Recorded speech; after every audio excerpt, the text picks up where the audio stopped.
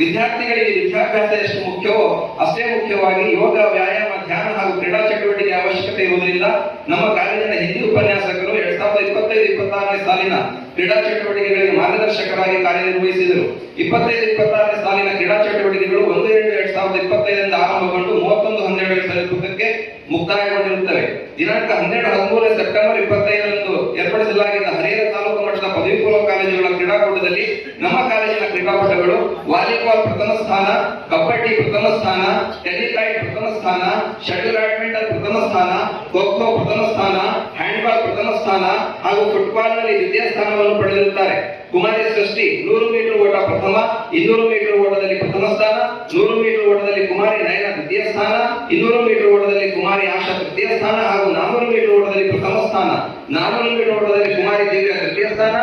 3000 metre ಓಟದಲ್ಲಿ ಕುಮಾರಿ ನಿವೇದಿತ ದ್ವಿತೀಯ ಸ್ಥಾನ, ವಾಕ್ ರೇಸ್ ನಲ್ಲಿ ಕುಮಾರಿ ಸ್ವಪ್ನ ದ್ವಿತೀಯ, ಗುಂಡು ಎಸೆತದಲ್ಲಿ ಕುಮಾರಿ ಉಷಾ ಪ್ರಥಮ, ಚಕ್ರ ಎಸೆತದಲ್ಲಿ ಕುಮಾರಿ ನೇತ್ರ ತೃತೀಯ ಸ್ಥಾನ ಹಾಗೂ ಉದ್ದ ಜಿಗಿತ ಹಾಗೂ ಕಾವ್ಯ ಪಿ ತೃತೀಯ ಸ್ಥಾನ, 4x100 ಮೀಟರ್ ರಿಲೆಯಲ್ಲಿ ಪ್ರಥಮ ಹಾಗೂ 4x400 ಮೀಟರ್ ರಿಲೆಯಲ್ಲಿ ದ್ವಿತೀಯ ಸ್ಥಾನವನ್ನು ಪಡೆಯುವುದರ ಮೂಲಕ ನಮ್ಮ ಕಾಲೇಜು ಸತತವಾಗಿ 4 ವರ್ಷಗಳಿಂದ ತಾಲೂಕು ಮಟ್ಟದ ಸಮಗ್ರ ಚಾಂಪಿಯನ್ಶಿಪ್ ಅನ್ನು ಪಡೆದುಕೊಂಡಿದೆ.